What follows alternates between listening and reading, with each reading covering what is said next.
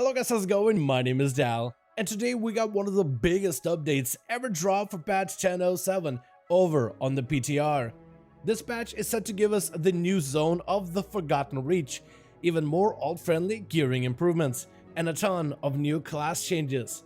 Though one of the biggest updates of 10.0.7 is the upcoming revamp for the class of Paladin, primarily focused on revitalizing the DPS spec of Retribution.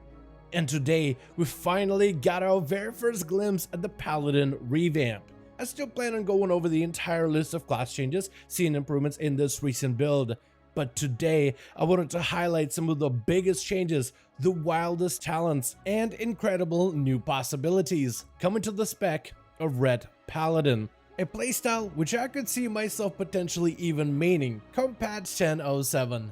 But right before that, most of you guys watching these videos are still not subscribed. However, the more of you remind, the more of you do. So let's keep it going. Subscribe to the channel as well as the bell if you're watching these videos anyway, especially if you're looking to get regular class and content updates for all the future Dragonflight builds.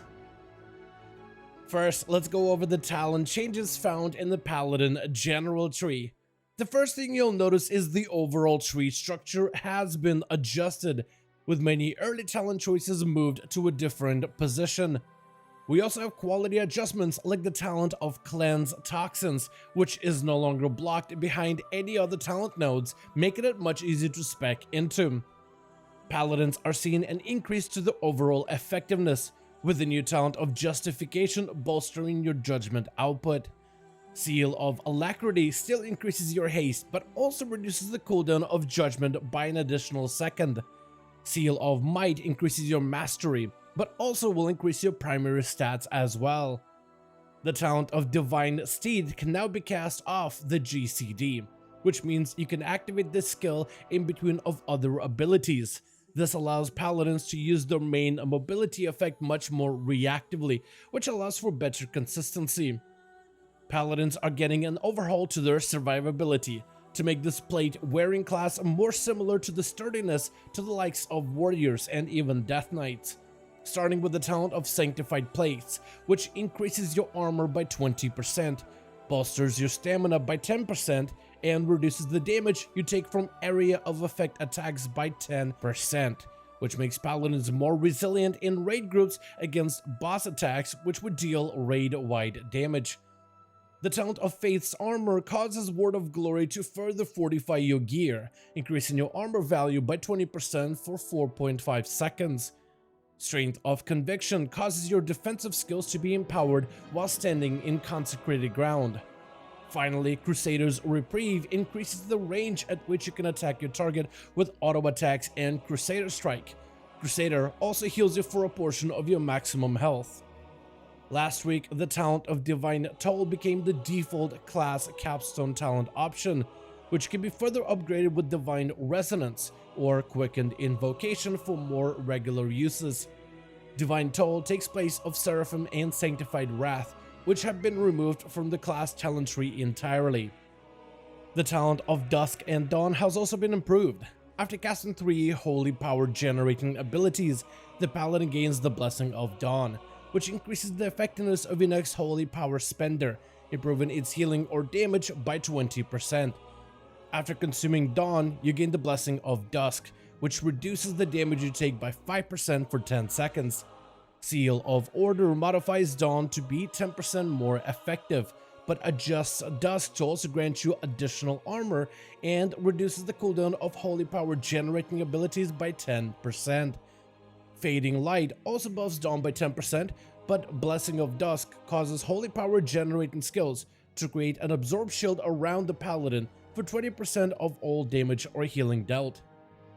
The justice-seeking spec of Retribution Paladin is the primary focus of the patch 10.0.7, seeing the largest amount of changes in its playstyle, utility options, and talent tree improvements. First, we saw a buff to the Retribution aura, which causes all allies within your aura to gain 5% more damage and healing whenever a nearby ally takes more than 50% of their total health in damage. This means that most guilds will require at least 2 paladins, one for the Devotion defensive aura, and the other for the Retribution offensive aura. This greatly improves the chances of Retribution becoming a staple of any raid composition going forward. Next, Divine Protection has become a baseline defensive skill for all Retribution Paladins, which helps decrease all damage taken every minute. Paladins will have the option of specializing into Shield of Vengeance separately, potentially gaining access to 2 defensive skills. The talent of Aegis of Protection empowers the defensive value of both Divine Protection and Shield of Vengeance further, which improves Retribution survivability options. The Paladin's main offensive ability of Avenging Wrath has been reduced down to 1 minute for Retribution specifically. Patch 10.0.7 seeks to remove some of the buff stacking elements of Retribution with the removal of skills like Seraphim, and adjusts Wings cooldown to help make up for the damage difference, while giving Paladins more flexibility around their main offensive CD. The Retribution talent tree has been completely revamped, sporting an assortment of brand new talents, gameplay options, and powerful capstone choices. Keep in mind that Retribution is still a work in progress, and will likely continue to see big changes to the Paladin talent tree over the next few weeks based on community's feedback. But for now, I want to highlight some of the biggest changes we've seen so far. The leftmost side of the talents opens with a choice node, which either reduces the cooldown of skills like Judgment, Crusader Strike, or Blade of Justice by a handful of seconds. Paladins can now choose the main Holy Power spender, with either a choice of Justicar's Vengeance, which deals more upfront damage while healing the Paladin, or Final Verdict, which deals damage from a greater distance and can enable the use of Hammer of Wrath.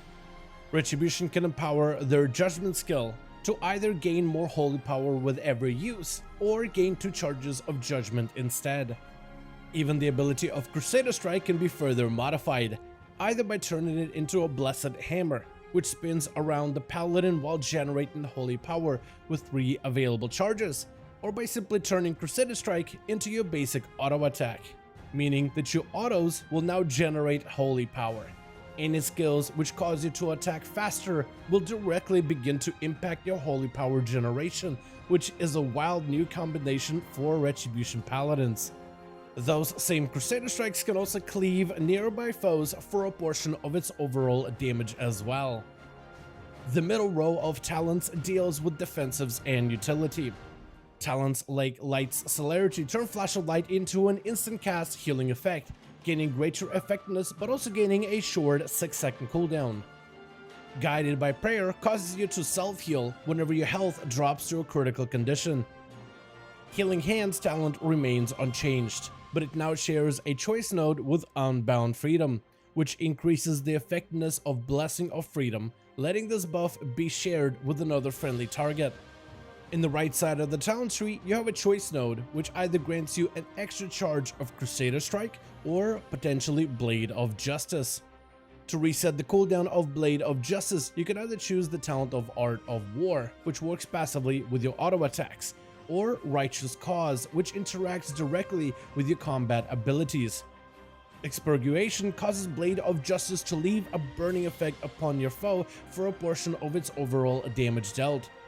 Zealot's Favor increases your basic auto attack speed by 20%. Blade's Vengeance turns Blade of Justice into an AoE attack, which cleaves all nearby foes, soft capped at 5 targets. The same goes for the ability of Judgment, where the hammer can now strike up to 4 additional targets for a portion of its overall damage. Inquisitor's Ire helps increase the damage of Divine Storm, gaining a stack of 5% more damage every 3 seconds passively. Consecration can now be replaced with either Consecrated Blade talent, where Blade of Justice has a chance to naturally apply Consecration to your target's location, or replace Consecration entirely with Divine Hammer, causing hammers to spin around the Paladin, generating holy power in the process. Finally, the Retribution capstone talents are still a work in progress, but this is what we have to choose from so far. The talent choice node of Holy Crusader or Burning Crusader modifies Blade of Justice to either deal Radiant Holy Fire damage or Holy Strike Holy Physical damage, which helps bypass certain armor types much better.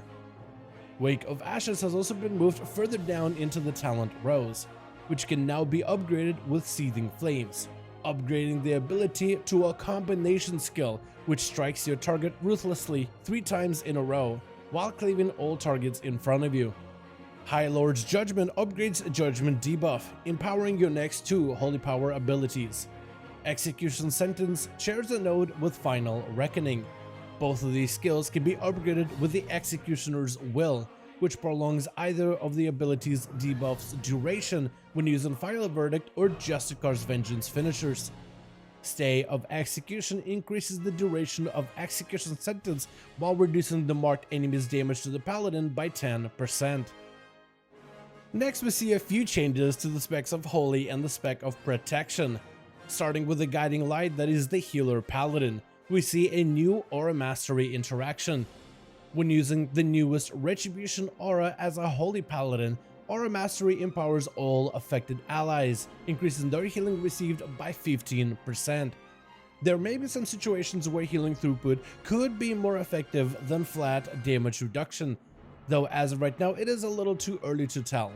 If anything, this change does provide Holy Paladins a little bit more flexibility around the different ways they can use the Aura Mastery. While Sanctified Wrath has been removed from the base class talent tree, the spec of Holy regains this empowerment effect, now taking the place where Divine Toll once stood. And finally, we have the stalwart bulwark that is the Protection Paladin. Like Retribution, Protection has seen a few of its talents moved around a bit, which should hopefully allow for better build flexibility. Protection also saw an addition of new talent choices, with effects like Tyrion's Devotion, which helps to reduce the cooldown of Lay on Hands whenever you spend Holy Power. Seal of Charity, which causes you to become more selfless, focusing on keeping your allies alive and being rewarded for a portion of all healing in the process. And Inmost Light, which upgrades your Eye of Tyr, causing it to deal significantly more damage while gaining a reduced cooldown. And for now, that's gonna mark all of the newest changes that we've seen so far in the patch 10.0.7. So far, I am impressed with all the upcoming changes. When the revamp was initially announced, I didn't really know what to expect. Many in the community thought we'll get a couple of talent changes and few node adjustments, but it seems that they have not only added new gameplay tools to Retribution, but also even more depth than ever before. The sheer amount of options is pretty staggering, and the various ways that the new talents can combine together so far is very exciting. Though, like we mentioned earlier, this is by no means the final version of Retribution, and hopefully they'll continue to take community feedback during the development process. Though based on early impressions, many in the Paladin community are excited and hopeful for the changes yet to come, which leaves me wondering if we will see even more spec revamps like this throughout the expansion of Dragonflight. I want to know your thoughts in the comments down below. What do you think of all of these changes so far? And what other specs do you hope receive similar treatment going forward in the expansion of Dragonflight? As per usual, if you guys enjoyed this video or found it informative, go ahead and give it a thumbs up. I would very much appreciate it. And as always, in the description of every single live stream and video, we have a link to our Discord community channel. Probably the best place to reach out to me directly in case you want to let me know what you thought about this video, or discuss with the other members of the community what you think about the upcoming changes. Join our Discord to become part of the community. But otherwise, thank you guys so much for watching. I do hope you guys enjoyed. Let me know your thoughts, and as always, I'll see all of you guys in another video.